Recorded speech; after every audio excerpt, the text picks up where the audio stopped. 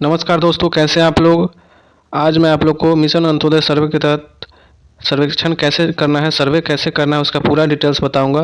पिछले वीडियो में मैंने रजिस्ट्रेशन कैसे करना है, आईडी पासवर्ड कैसे बनाना है मिशन अंत्योदय का, उसके बारे में वीडियो बना के अपलोड कर चुका हूं, तो आप वहां पे जाके देख सकते हैं।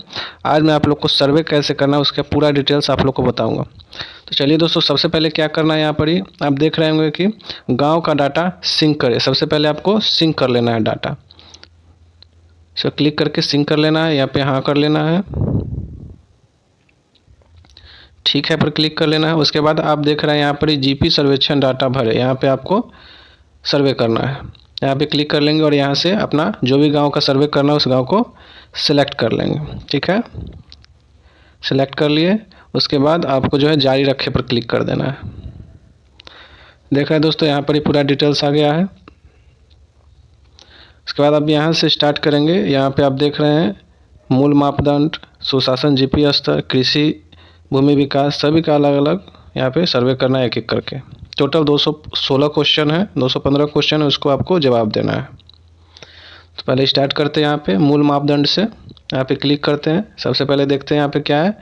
तो यहाँ पे 1 नंबर में दिया हुआ है कि संसदीय निर्वाचन क्षेत्र आपका क्या है, यानी एमपी का जो सीट है वो कहाँ का है। तो आप अपने पता कर लीजिए कि संसद का जो चुनाव होता है वो किस क्षेत्र से होता है, एमपी का जो सीट होता है। आप वहाँ से आप सिलेक्ट कर सकते हैं, यहाँ पे सिलेक्ट कर सकते हैं जिस जहाँ पे संसदीय चुनाव है, सीट है, वहाँ का आप सिलेक्ट कर लेंगे। जैसे आप यहाँ देख रहे हैं कि सिवान है, एक संसदीय सीट है, तो यहाँ पे सिवान सिलेक्ट कर लिए। अब नीचे आप 2 नंबर में देख रहे होंगे कि विधानसभा क्षेत्र, यानी इसके अंतर्गत विधानसभा क्षेत्र कौन कौन है। तो सबसे आप देखना है कि आप किस विधानसभा क्षेत्र के अंतर्गत आते हैं। तो जिस विधानसभा के क्षेत्र के अंतर्गत आते होंगे वहीं सिलेक्ट करना है। ठीक है, यहाँ पे सिलेक्ट कर लिए। फिर आपको नीचे देख रहे होंगे 3 नंबर में गांव की कुल संख्या, यानी इस जिस पंचायत को जिस अथी में सिलेक्ट कर रहे हैं उसमें गांव की कुल संख्या कितना है उसको संख्या लिख लेंगे। पुरुष की संख्या, महिला की संख्या, गांव में कुल परिवार की संख्या, इसको भर लेंगे। उसके बाद यहाँ पे देख रहे हैं, फिर अब उसका कंप्लीट हो गया। अब सुशासन, जीपी स्तर पूछे जाने के लिए जीपी इंफ्रास्ट्रक्चर एंड सर्विसेज पर क्लिक करेंगे। अब यहाँ पर क्लिक करने के बाद देख रहे हैं 7 नंबर से फिर स्टार्ट हो गया है। यहाँ पर 7 नंबर में क्या दिया हुआ है, ग्राम पंचायत में निर्वाचित प्रतिनिधियों की कुल संख्या डाल देना है। ग्राम पंचायत, जीपी मतलब ग्राम पंचायत होता है। ग्राम पंचायत में राष्ट्रीय ग्राम स्वराज अभियान के तहत उन्मुख निर्वाचित प्रतिनिधियों की संख्या यहाँ पे लिख देना है। ग्राम पंचायत वित्त वर्ष 2021 में राष्ट्रीय ग्राम स्वराज अभियान के तहत प्रशिक्षण प्राप्त किए प्रतिनिधियों की संख्या लिख देना है। सभी योजनाओं की लाभार्थी सूची में ग्राम पंचायत प्रदर्शित की गई है, हाँ या नहीं करना है। क्या सभी योजनाओं के लाभार्थियों की सूची ग्राम सभा में अनुमोदित किया, ग्राम सभा होता है उसमें अनुमोदित किया गया है लाभार्थियों की सूची। तो आज से आप जानकारी लेकर के पंचायत में से जानकारी लेकर यहाँ पे हाँ या नहीं कर सकते हैं। पंचायत सचिव से भी जानकारी आपको मिल जाएगा। क्या सूचना पटल पर प्रदर्शित कार्यों की सूची उपग्राम के भीतर है जिसे बस्ती द्वारा किया गया है।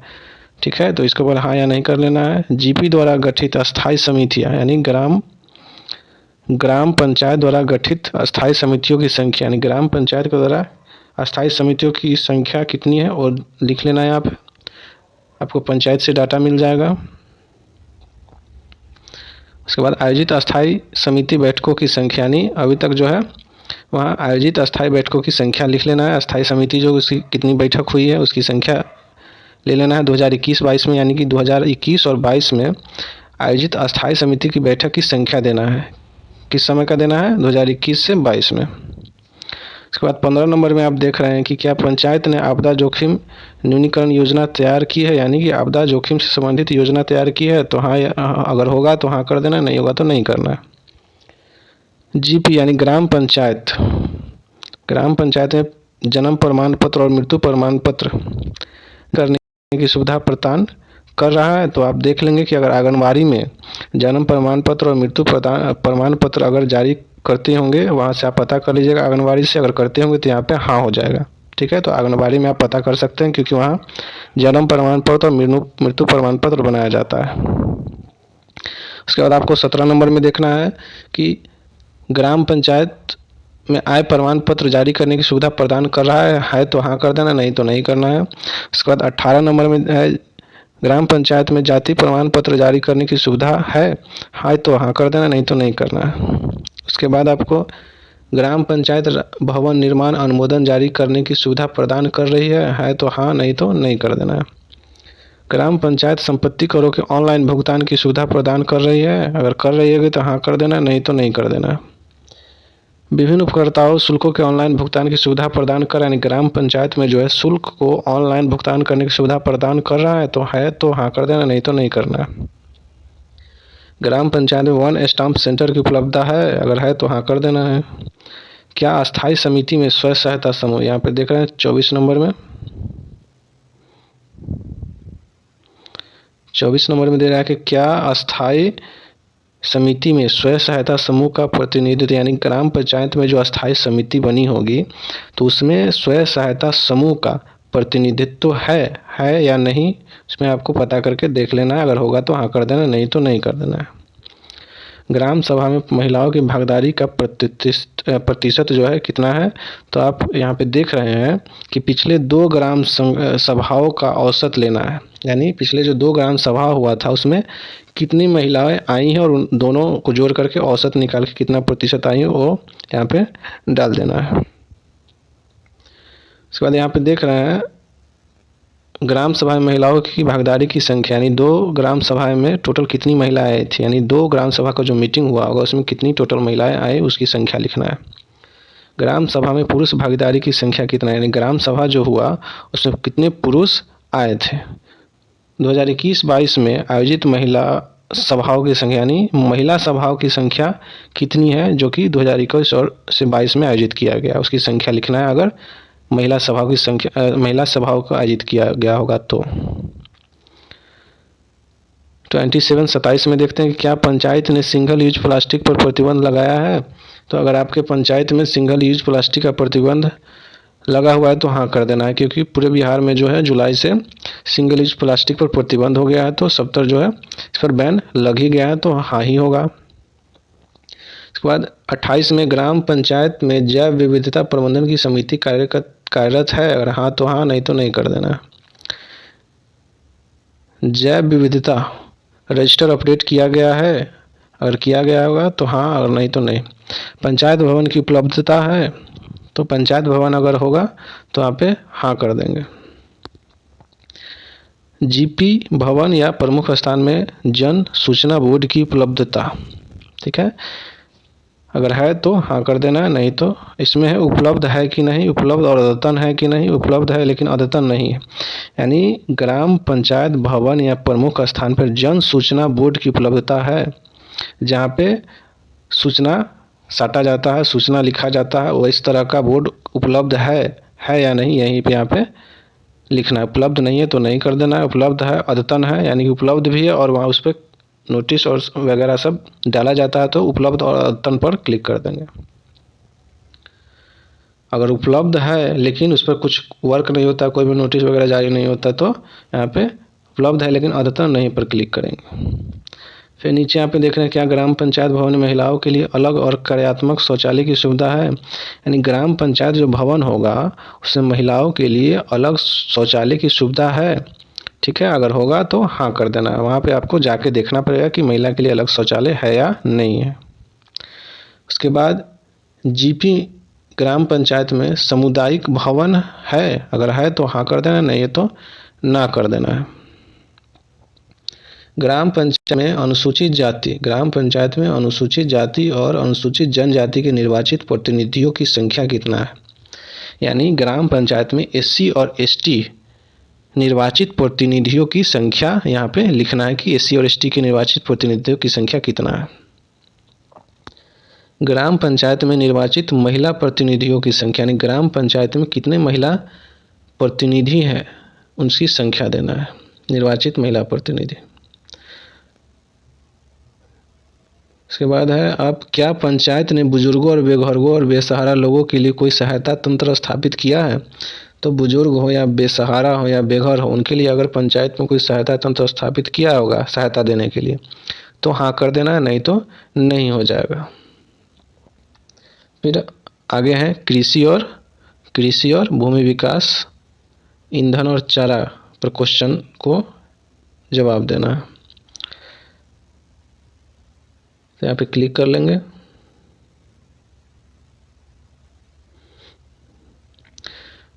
और 38 नंबर में देख रहे हैं कि प्रधानमंत्री कृषि सम्मान निधि, प्रधानमंत्री कृषि सम्मान निधि। तो आप लोग जानते हैं कि प्रधानमंत्री के द्वारा प्रत्येक साल पर ईयर 6,000 रुपये यानी कि 3 किस्त में 2,000 रुपया तो किसान को दिया जाता है। एक साल में 6,000 रुपया दिया जाता है। उसी का यहाँ पे पूछा गया है कि प्रधानमंत्री कृषि सम्मान निधि के तहत लाभ प्राप्त करने वाले गांव में परिवारों की संख्या के बारे में पूछ रहा है। कितने ऐसे किसान हैं, गांव में परिवार हैं जिनको प्रधानमंत्री कृषि सम्मान निधि जो कि साल में 6,000 मिलता है 2-2 हज़ार की किस्त में, वैसे कितने परिवार है उसकी संख्या यहाँ पे लिखना है। 39-39 में दिया कि गांव के राजस्व सीमा के भीतर सरकारी बीज केंद्रों की उपलब्धता है कि नहीं। सरकारी बीज केंद्र जो होता है वह है कि नहीं गांव में, अगर है तो हाँ, नहीं तो नहीं कर देना है। उसके बाद है कि क्या यह गांव जलागम विकास परियोजना का हिस्सा है। जलागम विकास परियोजना का हिस्सा है तो हाँ, नहीं तो नहीं कर देना है। जलागम विकास योजना जो होता है वो जल और मिट्टी के बचाव से संबंधित होता है। आगे है गांव की राजस्व सीमा के भीतर सामुदायिक वर्षा जल संचयन प्रणाली, तालाब, बांध, चेक डैम आदि की उपलब्धता है। तो बारिश के द्वारा वर्षा जल जो होता है उसका संचयन करने, उसको रोकने की सुविधा क्या है। अगर चेक डैम बना हुआ है तो ठीक है, बांध भी बना हुआ है, तालाब अगर है तो भी आप हाँ कर सकते हैं। इसके बाद है यहाँ पे आप क्या गांव में सरकारी योजना के तहत कोई किसान समूह है। तो यहाँ पर ही पूछ रहा है कि गांव में किसान समूह, यानी कि समूह का मतलब होता है 10 से 15 किसान का एक समूह होना चाहिए। उस तरह का कोई समूह है तो यहाँ पर ही लिखना है। किसान उत्पादक संगठन है, प्राथमिक कृषि सहकारी समिति है, तो ऐसा कोई समिति है तो आप यहाँ पे क्लिक कर सकते हैं, न तो यहाँ या कोई नहीं कर सकते हैं। गांव की राजस्व सीमा के अंदर खाद्यान्न भंडारण के लिए गोदाम की उपलब्धता है, यानी खाद्यान्न भंडारण के लिए गोदाम है कि नहीं आपके गांव में, वह यहाँ पे बताना है। गांव की राजस्व सीमा के मतलब आप लोग समझ रहे होंगे कि राजस्व गांव जो होता है उसी के अंदर ये बताना है कि यहाँ पे गोदाम की उपलब्धता है, मतलब गेहूँ चावल जो रखा जाता है उसकी भंडारण के लिए गोदाम है कि नहीं, यही आपको बताना, वो भी गांव की राजस्व सीमा के अंदर, यानी जिस गांव में आप सर्वे करें उसमें है कि नहीं ये पूछा जा रहा है। अगर होगा तो हाँ कर देना, नहीं है तो ना कर देना। गांव की राजस्व सीमा के भीतर प्राथमिक प्रसंस्करण सुविधा की उपलब्धता है कि नहीं, अगर है तो हाँ कर देना, नहीं तो नहीं कर देना। फिर क्या गांव की अपनी राजस्व सीमा के भीतर कस्टम हायरिंग केंद्र यानी कृषि उपकरण है तो हाँ कर देना, नहीं तो नहीं कर देना। गांव की राजस्व सीमा के भीतर मिट्टी प्रशिक्षण केंद्रों की उपलब्धता है। तो गांव की राजस्व सीमा के अंदर, यानी गांव में जिस गांव में आप सर्वे कर रहे हैं उसमें मिट्टी प्रशिक्षण यानी कि मिट्टी जांच केंद्र की आवश्यकता, मिट्टी का जो जांच होता है वह केंद्र है कि नहीं। और ये सब डाटा जो है आपको कहाँ से मिल जाएगा, कृषि विभाग से मिल जाएगा। ठीक है, कृषि से संबंधित जो कोऑर्डिनेटर होंगे उस पंचायत में, उनसे आपको डाटा प्राप्त हो जाएगा। वहाँ से आप उनसे लाइजनिंग करके उनसे डाटा ले सकते हैं। इसके बाद नीचे दिया गांव की राजस्व सीमा में खाद्य दुकान की उपलब्धता है, यानी बीज खाद का जो दुकान होता है वो है कि नहीं आपके गांव में, यही आपको पूछ रहा है। तो है तो हाँ, नहीं तो नहीं, खाद दुकान है कि नहीं यही बताना है। राजस्व रिकॉर्डों के अनुसार गांव की राजस्व सीमा के भीतर सामान्य चारागाहों की उपलब्धता है कि नहीं, ठीक है, इसमें बताना है। फिर यहाँ पे प्रधानमंत्री किसान पेंशन योजना PMKVY के तहत पंजीकृत इस गांव के किसानों की कुल संख्या बताना है। PM कौशल विकास केंद्र के तहत जो भी पंजीकृत है उस किसानों की संख्या जो है आपको बताना है। यहाँ पे 54 नंबर पूछ रहा है कि इस गांव के किसानों की कुल संख्या जिन्होंने प्रधानमंत्री किसान पेंशन योजना के तहत लाभ प्राप्त किए। ठीक है, यहाँ पे जो है उसकी संख्या लिखना है। यहाँ पे वित्त वर्ष 2021-22 में गांव में पीएमएफबीवाई के तहत यानी प्रधानमंत्री फसल बीमा योजना के तहत लाभ प्राप्त करने वाले परिवारों की संख्या। आप लोग जानते होंगे कि प्रधानमंत्री फसल बीमा योजना जो कि फसल का बीमा होता है उसके तहत लाभ प्राप्त वाले परिवारों की संख्या देना है। जैसे कि अगर गेहूं अगर किसी कारण से कुछ अगर गेहूं अगर प्रॉब्लम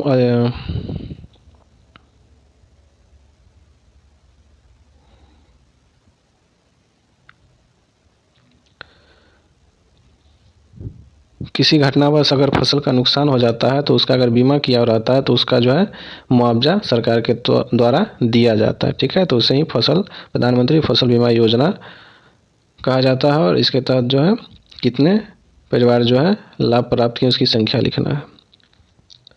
इसके बाद 56 में है गांव में वर्तमान में जैविक खेती करने वाले परिवारों की संख्या। जैविक खेती यानी ऑर्गेनिक खेती जो होता है उसकी परिवारों की संख्या कितनी है जो जैविक खेती करती है। जैविक खेती का मतलब आप लोग जानते होंगे कि जैविक खेती में कोई भी रासायनिक खाद का उपयोग नहीं होता है। ठीक है, उसमें गोबर वगैरह ये सब का ही उपयोग होता है, लेकिन कोई भी रासायनिक खाद का उपयोग नहीं किया जाता है जैविक खेती में। तो इस तरह कितने परिवार हैं जो जैविक खेती करते हैं उसकी संख्या लिखना है। अब यहाँ पे पूछ रहा है कि 2021-22 के दौरान गांव में मुद्दा स्वास्थ्य कार्ड यानी सॉयल हेल्थ कार्ड प्राप्त करने वाले परिवारों की संख्या यानी मुद्दा स्वास्थ्य कार्ड जो है प्राप्त कितने परिवारों के द्वारा किया गया है। गांव की सिंचाई का मुख्य स्रोत क्या है, यानी गांव में जो सिंचाई करते हैं उसका मेन स्रोत क्या है। क्या नहर से ज़्यादा सिंचाई होता है या सतही जल से या भूजल से, जैसे पंप हो गया, कुआं हो गया, नलकूप हो गया। तो जिससे ज़्यादा सिंचाई होता है वो ऑप्शन को आपको क्लिक कर देना है। यहाँ पे देख रहे होंगे कि ड्रिप और स्प्रिंकलर सिंचाई उपयोग। ठीक है, तो ड्रिप सिंचाई जो होता है आप देखते होंगे कि पाइप जो है खेत में बिछा रहता है, छोटा छोटा पतला पाइप रहता है और उसके द्वारा जो है प्रेशर से पानी निकलता है और चारों तरफ घूमते रहता है और जो है वहाँ पे सिंचाई होते रहता है, हल्का हल्का निकलते रहता है फुहारा टाइप को, उसे ही ड्रिप सिंचाई कहते हैं। तो इसके तहत आपके गाँव में होता होगा अगर सिंचाई, उसके परिवारों की संख्या लिख देना है।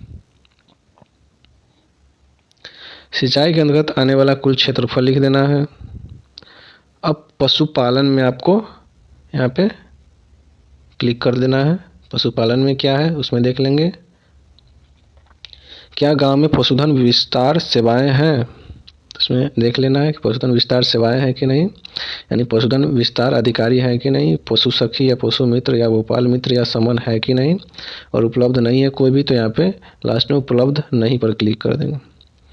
इसके बाद 62 के राजस्व सीमा के भीतर दूध संग्रहण केंद्र, दूध मार्ग या शीतलन केंद्रों की उपलब्धता है कि नहीं, तो है तो हाँ कर देना, नहीं तो नहीं कर देना है। गांव में राजस्व सीमा के भीतर कुक्कुट विकास में किसी सहायक परियोजना की उपलब्ध, कुक्कुट मतलब आप लोग जानते हो कि मुर्गी पालन विकास में किसी सहायक परियोजना की उपलब्धता है कि नहीं, हाँ तो हाँ, नहीं तो नहीं कर देना है। गांव के राजस्व सीमा के भीतर बकरी पालन विकास में कोई सहायक परियोजना की उपलब्धता है। सहायक परियोजना का मतलब आप लोग समझ रहे होंगे कि बकरी पालन के विकास में, डेवलपमेंट में कोई सहायक प्रोजेक्ट चल रहा है कि नहीं, यही आपको बताना है। अगर किसी तरह का सहायक प्रोजेक्ट चल रहा होगा, बकरी पालन हो या मुर्गी पालन हो, तो इसमें हाँ कर देना है। गांव की राजस्व सीमा के भीतर सुअर पालन विकास में कोई सहायक ही नहीं है कि नहीं, अगर सहायक कोई होगा गांव में तो आप यहाँ पे हाँ कर सकते हैं। गांव की राजस्व सीमा के भीतर पशु चिकित्सा क्लिनिक या पशु अस्पताल है कि नहीं गांव में, अगर नहीं है तो नहीं कर देना है। इसके बाद आता है मछली पालन। मछली पालन पर क्लिक कर देंगे। मछली पालन में क्या है, तो क्या गांव में राजस्व सीमा के भीतर यानी जिस गांव में सर्वे करे उसके अंदर मछली पालन कर रहा है तो हाँ, नहीं तो नहीं कर। मछली पालन हो रहा होगा तो हाँ कर देना है। क्या गांव की राजस्व सीमा के भीतर मत्स्य पालन के लिए उपयोग किए जाने वाली कोई सामुदायिक तालाब है, अगर तालाब होगा तो हाँ कर देना है। सामुदायिक तालाब होना चाहिए, पर्सनली नहीं। क्या गांव में राजस्व सीमा के भीतर मत्स्य पालन के लिए कोई विस्तार सुविधाएं हैं? अगर मछली पालन मत्स्य पालन के लिए कोई सुविधा, विशेष सुविधा, विस्तार सुविधाएं हैं तो हाँ कर देना है। अब जो है ग्रामीण आवास पर क्लिक कर लेना है। ग्रामीण आवास में दिया गया है गांव में कच्ची दीवार या छत वाले परिवारों की संख्या बताना है।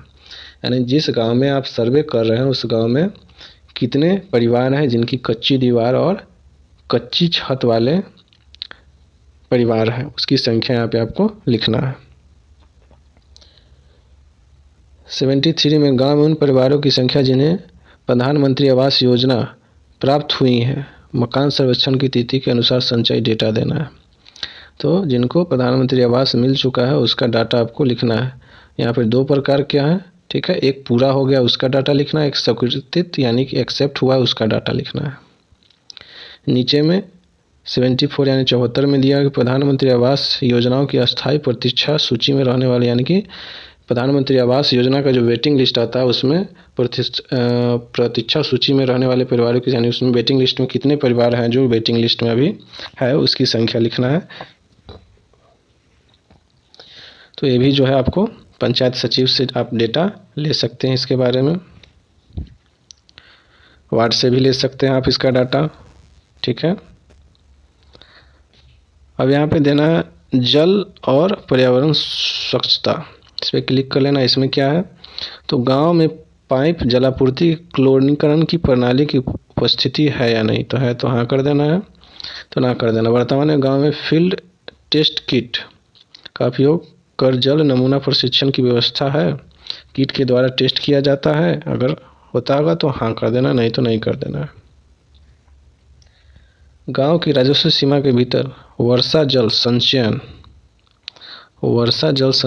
संरचनाओं की संख्या, इसमें संख्या देना है कि सीमा के भीतर वर्षा जल संचयन संरचनाओं की संख्या देना है इसमें, ठीक है। क्या गांव में ग्राम जल और स्वच्छता समिति का गठन किया गया है, तो अगर गांव में ग्राम जल और स्वच्छता समिति का गठन किया गया होगा तो हाँ कर देना है, नहीं तो नहीं करना है। फिर यहाँ पे दिया हुआ है 79 में गांव की राजस्व सीमा के भीतर जल निकासी सुविधा का सबसे प्रमुख प्रकार क्या है। तो गांव में जो है गांव से जल किस तरह निकलता है, तो ढकी हुई नाली, जो नाला रहता है गांव में पानी निकलने के लिए, तो वह ढकी हुई नाली की वाला है या पट्टी से ढकी हुई खुली पक्की नाली वाला है, जो भी है आपके गांव में किस तरह का नाली है उसके अनुसार यहाँ पे टिक कर देना। या खुली कच्ची नाली है, जो भी होगा, पक्की नाली होगी तो ढकी हुई नाली पर क्लिक कर दीजिएगा, जो भी होगा इस पर क्लिक कर देना है। क्या इस गांव के लिए परिभाषित समुदाय अपशिष्ट निपटान प्रणाली मौजूद है। सामुदायिक अपशिष्ट निपटान प्रणाली यानी कचरा का जो निपटान प्रणाली है, तो कचरा से संबंधित होता है अपशिष्ट, तो अगर कचरा से जो उसको निपटान के लिए, अपशिष्ट निपटान के लिए प्रणाली सिस्टम अगर मौजूद होगा कचरे को अति करने के लिए, तो आप जो है हाँ कर देना है। क्या गांव खुले में शौच मुक्त है यानी ODF है, फिर डिफेक्शन फ्री यानी शौच मुक्त है, तो आपको हाँ कर देना है, लेकिन तभी हाँ करना है जब ODF प्रमाण पत्र देख के यहाँ पे हाँ क्लिक करना है, ऐसे नहीं क्लिक करना है। ये भी आपको ब्लॉक से डाटा प्राप्त हो जाएगा। गांव में नल कनेक्शन वाले परिवार की संख्या है, तो आप लोग जानते हैं कि सरकार के द्वारा नल जल योजना चलाया जा रहा है, तो जितने भी गांव परिवार में नल लगा हुआ है उसकी संख्या यहाँ पे उस गांव की में संख्या देना है कि कितने परिवार में नल कनेक्शन है। ग्राम में राजस्व सीमा के अंतर्गत निर्मित सामुदायिक शौचालय यानी सामुदायिक, उस गांव में सामुदायिक शौचालय है कि नहीं। सामुदायिक शौचालय का मतलब आप लोग जानते ही होंगे कि ऐसा शौचालय जिसमें उस एरिया के सभी लोग उसमें शौचालय के लिए जाते हैं, उसे सामुदायिक शौचालय कहते हैं। तो राजस्व सीमा के अंतर्गत निर्मित सामुदायिक शौचालयों की संख्या कितनी है उसकी संख्या लिखना है, कितने सामुदायिक शौचालय है। क्या गांव में ठोस अपशिष्ट नियमित रूप से एकत्रित किया जाता है। ठोस अपशिष्ट का मतलब होता है ठोस कचरा, जैसे हो गया आप हॉस्पिटल में देखते हो कि प्लास्टिक वगैरह यूज करके उसे फेंक दिया जाता है, ठीक है, या कोई बोतल हो उसको यूज करके फेंक दिया, नहीं, सब ठोस अपशिष्ट यानी ठोस कचरा में आ जाता है, ठीक है। तो नियमित रूप से एकत्र किया जाता है कि नहीं, तो हाँ, अगर किया जाता होगा तो हाँ करना है, नहीं तो नहीं करना है। 88 में कि गांव में ऐसे परिवारों की संख्या जिनमें स्वच्छ शौचालय नहीं है, यानी ऐसे परिवारों की संख्या बताना है गांव में कि जिनके पास जो है शौचालय नहीं है, उसकी संख्या यहाँ पे लिखना है। फिर उसके बाद सड़कें और संचार पर क्लिक कर लेंगे।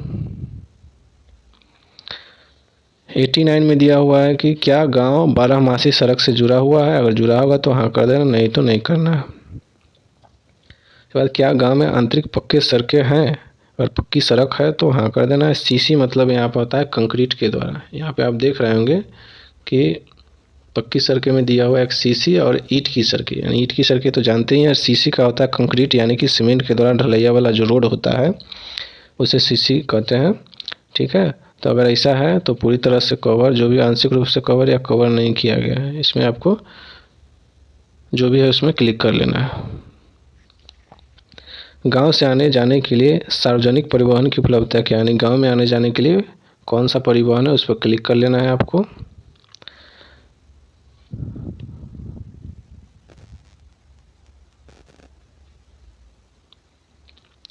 गांव की राजस्व सीमा के साथ रेलवे स्टेशन की उपलब्धता देखें। यहाँ पर जो है गांव की राजस्व सीमा के साथ रेलवे स्टेशन की उपलब्धता है कि नहीं, अगर है तो हाँ कर देना, नहीं तो नहीं करना है।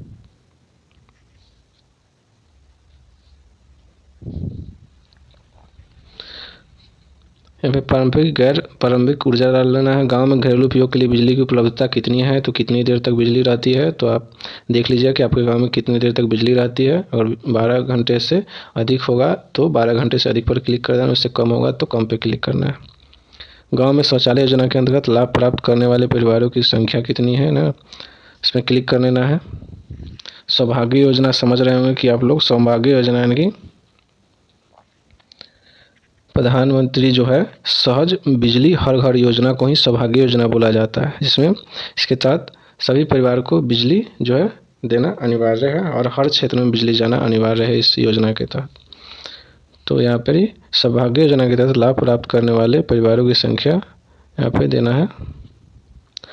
उसके बाद यहाँ पे 98 में गांव में गैर कृषि आर्थिक गतिविधियों के लिए बिजली आपूर्ति की उपलब्धता है कि नहीं, तो देना है यहाँ पे।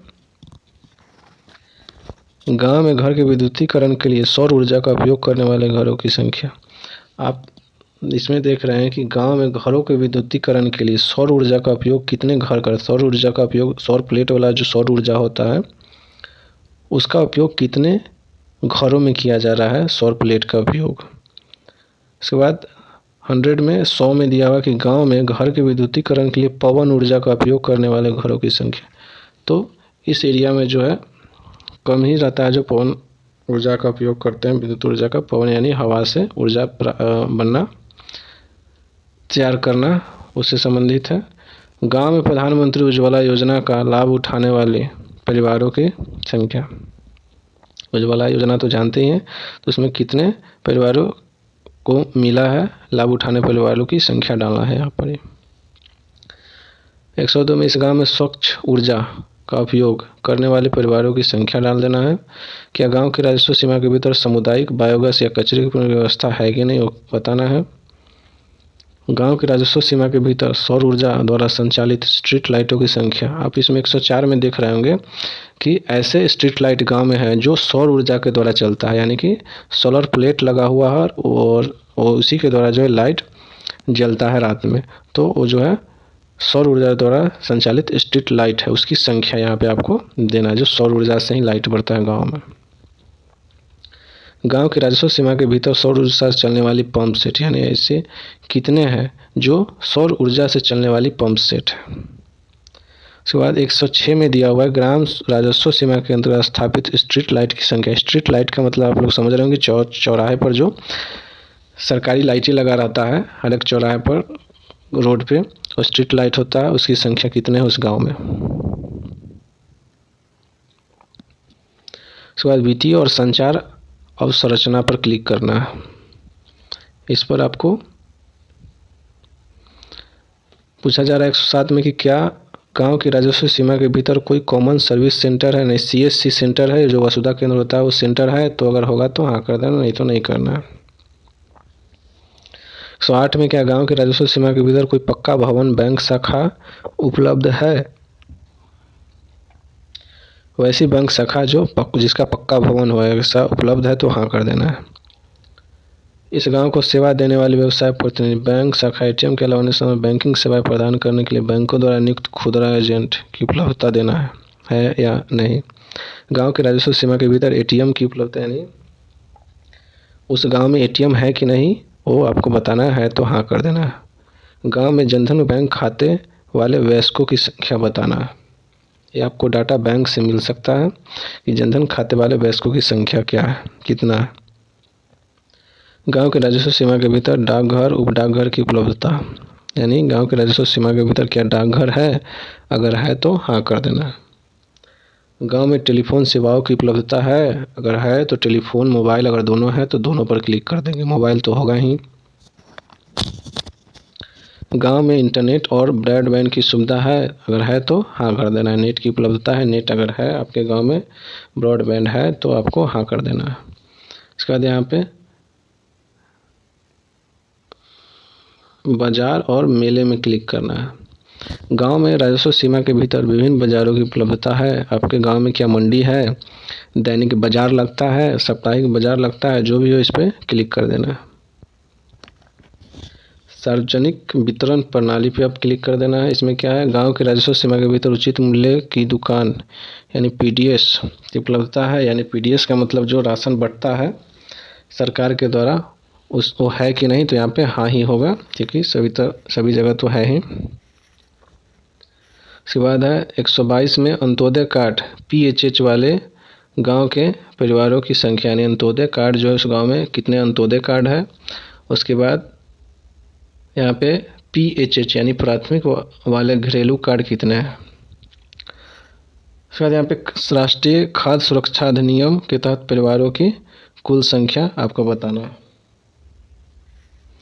उसके बाद यहाँ पे गांव में कुल परिवारों को उचित मूल्य दुकान खुद से खाद्यान्न प्राप्त होता है। उचित मूल्य यानी वो जो सरकार के द्वारा देता है वो कितने परिवार को खाद्य सामग्री मिलता है जो उचित मूल्य पर मिलता है। पुस्तकालय गांव की राजस्व सीमा के भीतर सार्वजनिक पुस्तकालय की उपलब्धता है। पुस्तकालय यानी लाइब्रेरी है कि नहीं उस गाँव में, अगर है तो हाँ, नहीं तो नहीं कर देना। इसके बाद है मनोरंजन और खेल।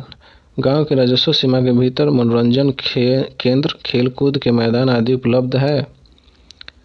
इंडोर आउटडोर दोनों है तो दोनों कर देंगे। इंडोर का मतलब होता है घर के अंदर खेले जाने वाले खेल और आउटडोर का मतलब होता है घर के बाहर यानी क्रिकेट हो गया, फुटबॉल हो गया, इसे आउटडोर के अंतर्गत आता है। जो भी है अगर दोनों है तो दोनों पर क्लिक कर देंगे या नहीं तो आउटडोर पर क्लिक कर देंगे। अगर क्रिकेट मैदान हो, फुटबॉल मैदान हो, इस तरह का मैदान हो तो आउटडोर पर क्लिक करेंगे। क्या गांव में अपने राजस्व सीमा के भीतर आवश्यक सुविधाओं के साथ चिल्ड्रन पार्क है? क्या आपके गांव में अगर चिल्ड्रन पार्क है तो आपको हाँ करना है, नहीं तो नहीं कर देना। अब शिक्षा और व्यावसायिक शिक्षा पर क्लिक कर लेना है। इसमें 129 में पूछा गया कि गांव के राजस्व सीमा के भीतर प्राथमिक अनुभाग वाले प्राथमिक विद्यालयों की संख्या देना है। यानी कि यहाँ जो है आपको शिक्षा से संबंधित जो है सारा डाटा आपको यहाँ पे डालना है। ठीक है, यहाँ पर दिया हुआ है कि गांव में वर्तमान में स्कूल में नामांकित बच्चों की संख्या। अब यहाँ पर देख रहे हैं कि नामांकित बच्चों की संख्या कितनी है स्कूल में, जो आपके गांव में जो स्कूल है उसमें नामांकित बच्चों की संख्या। गांव में वर्तमान में स्कूल में नामांकित बच्चों की संख्या, तो इसका डाटा कहाँ से मिलेगा, तो आपको मास्टर साहब से, हेड मास्टर साहब से स्कूल में आपका इसका डाटा प्राप्त हो जाएगा। उसके बाद यहाँ पर दिया हुआ है कि वर्तमान में स्कूल नहीं जाने वाले बच्चों की संख्या, तो ये भी डाटा आपको मिल जाएगा। शैक्षणिक वर्ष में गांव में स्कूल छोड़ने वाले बच्चों की संख्या, गांव में स्कूल छोड़ने वाले बच्चों की संख्या, इसका डाटा लिखना है 6 से 14 वर्ष। तो ये भी डाटा आपको स्कूल से प्राप्त हो जाएगा, वहाँ पे जाके आप डाटा ले सकते हैं कितने बच्चे जो है स्कूल छोड़े हैं। गांव में वर्तमान स्कूल और विशेष नामांकित विकलांग बच्चों की संख्या, इसका भी डाटा जो है आपको स्कूल में जाके आपको प्राप्त हो जाएगा, कितने विकलांग बच्चे वहाँ पे पढ़ रहे हैं। उसके बाद गाँव में अनुसूचित जाति यानी SC ST अन्य पिछड़ा और OBC अल्पसंख्यक परिवारों की संख्या जिनके बच्चों को वर्तमान में छात्रवृत्ति मिल रही है, यानी कि SC ST ईबीसी अल्पसंख्यक के जितने भी परिवार हैं, वो कितने परिवार हैं जिनको छात्रवृत्ति मिल रही है, उनकी संख्या यहाँ पे लिखना है। 142 में दिया हुआ है कि वित्त वर्ष 2021-22 में गांव में आयोजित बाल सभा की संख्या, यानी वित्त वर्ष 2021 और 22 में कितने बाल सभा आयोजित किया गया है गांव में, उसकी संख्या लिखना है। अगर किया होगा तो उसकी संख्या लिखना है। गांव की राजस्व सीमा के भीतर मध्य खंड वाले स्कूल की संख्या कितना है, इसका डाल देना है। गांव की राजस्व सीमा के भीतर हाई स्कूल सेक्शन वाले स्कूलों की उपलब्धता है कि नहीं, अगर हाई स्कूल है तो हाँ कर देना है। गांव की राजस्व सीमा के भीतर उच्च वरिष्ठ माध्यमिक विद्यालय की उपलब्धता है, यानी उपलब्ध है कि नहीं, हाँ तो हाँ कर देना है। गांव के राजस्व सीमा के भीतर डिग्री कॉलेज है कि नहीं, जिस कॉलेज में ग्रेजुएट का कोर्स होता होगा, डिग्री का कोर्स होता होगा, वो है कि नहीं उस गांव में, वो यहाँ पे हाँ या ना करना है। इस गांव के छात्रों की संख्या जो पिछले शैक्षणिक वर्ष के दौरान स्नातक और स्नातकोर बने हैं, यानी इस गांव जिस गांव में सर्वे करे उस गांव में पिछले शैक्षणिक वर्ष के दौरान कितने ऐसे छात्र हैं जो स्नातक और स्नातकोर बने हैं, यानी कि स्नातक और स्नातकोर की डिग्री प्राप्त किए हैं, उसकी संख्या लिखना है। गांव की राजस्व सीमा के भीतर व्यावसायिक प्रशिक्षण केंद्र, पॉलिटेक्निक, आईटीआई, आरसेटी, डीडीयू-जेकेवाई उपलब्धता है कि नहीं, यानी ये सब जो है इंस्टीट्यूट उस गांव में है कि नहीं, ठीक है, अगर है तो हाँ कर देना है। 154 में दिया है किसी कौशल विकास कार्यक्रम के तहत प्रशिक्षित गांव के तहत जो ट्रेनिंग दिया जाता है सरकार के द्वारा, तो उसने उस गांव में कितने प्रशिक्षुओं की जो कि ट्रेनिंग ले चुके हैं, उसकी संख्या यहाँ पे आपको बताना है।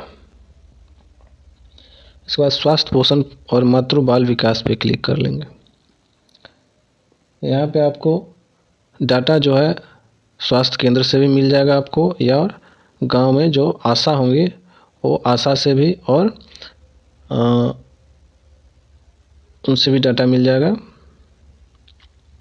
यहाँ पे दिया हुआ 155 में ग्राम की राजस्व सीमा के भीतर उपकेंद्र पीएचसी सीएचसी की उपलब्धता क्या है, तो गांव में सीएचसी है कि नहीं, पीएचसी है कि नहीं, ठीक है, उपकेंद्र स्वास्थ्य केंद्र है कि नहीं, ये आपको हाँ या ना में जवाब देना है। गांव के राजस्व सीमा के भीतर जन औषधि केंद्र की उपलब्धता है कि नहीं, ठीक है। उसके बाद है आपको पीएमजेवाई स्वास्थ्य बीमा योजनाओं के तहत पैनल में शामिल निकटतम अस्पताल की दूरी। पीएमजेवाई आयुष्मान के तहत जो स्वास्थ्य कार्ड मिलता है उससे संबंधित जो अस्पताल है उसकी आपको दूरी बताना है कि स्वास्थ्य कार्ड जो आयुष्मान कार्ड उसके द्वारा जो इलाज किया जाता है उस हॉस्पिटल की दूरी कितना है आपके गांव से, उसका दूरी आपको बताना है कि कितनी दूरी पर जो है उस कार्ड से इलाज होता है, जो हॉस्पिटल है उसकी कितनी दूरी है। ग्राम की राजस्व सीमा के भीतर उपलब्ध आंगनबाड़ी की संख्या बताना है, उस गांव में कितने आंगनबाड़ी है उसकी संख्या बताना है। और बहुत सारे इसमें जो क्वेश्चन पूछे गए हैं वो आंगनबाड़ी से भी प्राप्त हो जाएगा। जैसे यहाँ पे आज की स्थिति के अनुसार गांव में 0 से 3 वर्ष के समूह में बच्चों की संख्या है, इस तरह का जो डाटा है सभी आंगनबाड़ी से आपको, बच्चों की जितना भी डाटा आंगनबाड़ी से आपको प्राप्त हो जाएगा। तो जितने भी पास में आंगनबाड़ी होंगे उस आंगनबाड़ी में, उस गांव के जितने भी आंगनबाड़ी होंगे उनसे आप पता कर सकते हैं। ये सारे डाटा जो है जितने भी बच्चे से संबंधित डाटा वहाँ से आपको प्राप्त हो जाएगा। 0 से 6 वर्ष के आगे बच्चों की टीकाकरण की संख्या, 0 से 3 वर्ष में कितना है, 3 से 6 वर्ष में कितना है, सारा जो है आपको स्वास्थ्य केंद्र और आंगनबाड़ी केंद्र से आपको प्राप्त हो जाएगा। सारा डाटा जो है यहाँ पे दिया हुआ है कि वर्तमान में गांव में खून की कमी से पीड़ित किशोरियों की संख्या कितनी है, वर्तमान में गांव में गर्भवती महिलाओं की कुल संख्या कितनी है। तो सारा जो है डाटा आपको आशा दीदी जो होंगे गांव में उनसे आपको डाटा प्राप्त हो जाएगा और पूछ के उनसे भर सकते हैं। उसके बाद यहाँ पे दिया है बच्चों की संख्या जिसकी आयु जो है 6 से 14 वर्ष है, जो एनीमिक पाया गया है। एनीमिक का मतलब एनीमिया से पीड़ित होता है, जिसमें जो है एनीमिया जो है खून की कमी हो जाता है, आयरन की कमी हो जाता है, उसे एनीमिक बोलते हैं। 2021-22 के दौरान जन्म लेने वाले बच्चे जो हैं, कम वजन बच्चों की संख्या, यानी 2021-22 में जो जन्म लिए हैं वैसे कितने बच्चे हैं जिनकी वजन कम थी, उसकी संख्या लिखना है। ये भी आसानी से मिल जाएगा डाटा। गांव में पुरुष बच्चों की संख्या, जिसकी संख्या जो है कितनी है 0 से 6 वर्ष के बीच, ये भी उससे से डाटा मिल जाएगा। गांव में महिला बच्चों की संख्या कितनी है, ये भी डाटा मिल जाएगा आसानी से। वर्ष 2021-22 में लापता बच्चों की संख्या, यानी 2021-22 में उस गांव में कितने बच्चे जो है लापता हो गए हैं, खो गए हैं, उसकी संख्या लिखना है। ठीक है, ये डाटा जो है सारा आपको आसानी से मिल जाएगा। 2 से अधिक बच्चे वाले परिवारों की संख्या, यानी 2 से अधिक, यानी उस परिवार की संख्या बताना है जिसमें 2 से अधिक बच्चा हो, उसकी संख्या यहाँ पे बताना है। वर्तमान में गांव में एनीमिक गर्भवती महिलाओं की संख्या, एनीमिक मतलब होता है जो जिसमें आयरन की कमी होती है, ठीक है, उसे एनीमिक गर्भवती महिलाओं की संख्या, जो इसमें वैसी गर्भवती महिलाओं जिसका में आयरन की कमी है, उसे ही एनीमिक गर्भवती महिलाओं की संख्या पूछ रहा है। वर्तमान में गांव में ICDS के तहत सेवाएं प्राप्त करने वाले गर्भवती महिलाओं की संख्या बताना है आपको। गांव में वर्तमान में स्तनपान कराने वाली माताओं की कुल संख्या, स्तनपान का मतलब आप समझ रहे होंगे, स्तनपान का मतलब होता है वैसी माता जो अपने बच्चों को अभी दूध पिला रही है, ठीक है। तो गांव में वर्तमान में स्तनपान कराने वाली माता, यानी कितने ऐसी माता है जो अभी बच्चे को दूध पिला रही है, उसकी संख्या लिखना है, ठीक है। ये सब डाटा जो है आपको आसानी से मिल जाएगा। पिछले 2021-22 में गांव में कुल महिलाएं जिन्होंने बच्चों को जन्म दिया है, ये भी आपको डाटा मिल जाएगा कि 2021-22 में ऐसी कुल कितनी महिलाएं जिसने बच्चे को जन्म दिया, भी आसानी से मिल जाएगा और आंगनबाड़ी से भी मिल सकता है। 2021-22 के दौरान गाँव में संस्थागत प्रसव की कुल संख्या, यानी 2021-22 में कितने प्रसव हुआ है उसकी संख्या देना है, यानी डिलीवरी। 2021-22 में इस गाँव में प्रधानमंत्री मातृ वंदना योजना के लाभ अभ्यर्थियों की कुल संख्या।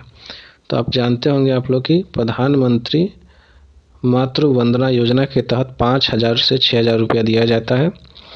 ये आपको माँ और बच्चे को स्वास्थ्य के सही से देखभाल के लिए ये जो है आप 5,000 रुपया प्रधानमंत्री मातृ वंदना योजना के तहत दिया जाता है। तो 2021-22 में ऐसी कितनी महिला है उस गाँव में जो प्रधानमंत्री मातृ वंदना योजना के तहत लाभ प्राप्त किए हैं, यानी पैसे प्राप्त किए हैं। इस गांव में प्रधानमंत्री मातृ योजना के तहत लाभ प्राप्त करने वाले व्यक्तियों की संख्या डालना है। ऐसी माता जो बच्चे को जन्म देती है उसके बाद बच्चे और माता को स्वास्थ्य के लिए 5,000 सरकार के द्वारा दिया जाता है प्रधानमंत्री मातृ योजना के तहत, उसकी संख्या देना है यहाँ पे। नवजात बच्चों की कुल संख्या यहाँ पे लिखना है। गाँव के बच्चों की कुल संख्या जो वर्तमान में ICDS कॉमन एप्लीकेशन सॉफ्टवेयर में है, यानी कॉमन एप्लीकेशन सॉफ्टवेयर ICDS का एक एप्लीकेशन है जिसमें रजिस्टर्ड किया जाता है बच्चों को, उसमें कितनी संख्या है उसमें देना है। सारा डाटा जो है आपको बाल मृत्यु की संख्या, ये सब जो है आपको डाटा जो है मिल जाएगा आशा के द्वारा, आंगनबाड़ी के द्वारा, ठीक है। गांव में मानसिक रूप से विकलांग व्यक्तियों के लिए संस्थागत व्यवस्था है कि नहीं, वो यहाँ पे बताना है तो हाँ, नहीं तो नहीं कर देना है। कमजोर वर्ग का कल्याण पर क्लिक कर लेंगे। यहाँ पे गांव में सरकारी योजना के तहत विकलांग लाभ प्राप्त करने वाले शारीरिक रूप से विकलांग व्यक्तियों की संख्या यहाँ पे देना है। शारीरिक रूप से विकलांग व्यक्तियों की संख्या देना है उस गांव में कितने हैं। वृद्धावस्था विकलांग विधवा के तहत पेंशन प्राप्त करने वाले व्यक्तियों की संख्या देना है, यानी कि उस गांव में वृद्धावस्था यानी वृद्धा पेंशन कितने व्यक्तियों को मिल रहा है, विकलांग पेंशन कितने व्यक्तियों को मिल रहा है और विधवा पेंशन कितने व्यक्तियों को मिल रहा है उस गांव में, वही यहाँ पे संख्या देना है। गरीबी उन्मूलन कार्यक्रम, इस पर क्लिक कर लेंगे।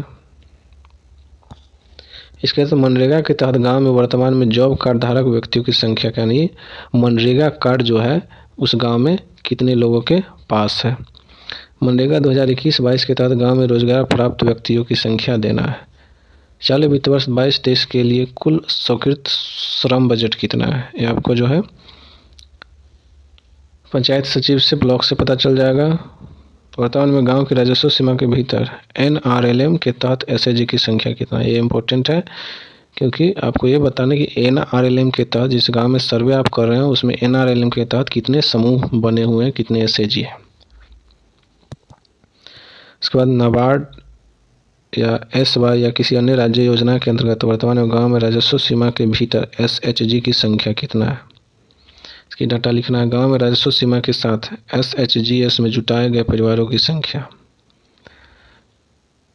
गांव में राजस्व सीमा के साथ SHGS में जुटाए गए परिवारों की संख्या। गांव में SHG की संख्या जो ग्राम संगठन में संघबंध है, यानी ग्राम संगठन में संबंध है, उसकी SHG की संख्या लिखना है। उत्पादक समूह में जुटाए गए परिवारों की संख्या देना है यहाँ पर ही। गांव में स्वयं सहायता समूह की संख्या जिन्होंने बैंक ऋण प्राप्त की है। गांव में आय सृजन गतिविधियों में लगे SHG सदस्यों की संख्या देना है यहाँ पर ही। कितने SHG है जो गतिविधि ऐसी गतिविधि में जुड़े हो जिससे आय प्राप्त हो सके। उसके बाद यहाँ पे आयोजित संयुक्त प्रशिक्षण और बैठकों की संख्या यहाँ पे देना है। उसके बाद खादी ग्राम कुटीर उद्योग पर क्लिक करना और इसमें देना है मधुमक्खी पालन में लगे गांव में राजस्व सीमा के भीतर परिवारों की संख्या। मधुमक्खी पालन जो है कितने परिवार करते हैं उसकी संख्या देना है यहाँ पे। रेशम उत्पादन में लगे गांव की राजस्व सीमा के भीतर परिवारों की संख्या। ऐसे परिवार कितने हैं जो रेशम उत्पादन करते हैं। ऐसे परिवार कितने हैं जो हथकरघा में लगे हुए हैं। ऐसे परिवार कितने हैं जो हस्तशिल्प में जो हाथ के द्वारा नक्काशी करते हैं उसे हस्तशिल्प बोलते हैं, उसमें कितने परिवार जो है काम कर रहे हैं। ठीक है, उसके बाद जो है सामाजिक वानिकी पर क्लिक कर लेंगे। इसमें है गांव की राजस्व सीमा के भीतर सामुदायिक वन की उपलब्धता है कि नहीं, अगर है तो हाँ कर देना है। इसके बाद लघु उद्योग। लघु उद्योग में पूछा गया क्या गांव की राजस्व सीमा के साथ लघु और कुटीर उद्योग है। अगर कोई लघु उद्योग होगा उस गांव में तो आपको हाँ कर देना है। ठीक है दोस्तों, तो टोटल जो है 215 क्वेश्चन यहाँ पे पूछा गया है और इसी तरह आपको जवाब देना है, यस और नो में, या संख्या लिख के आपको जवाब देना है। ठीक है दोस्तों।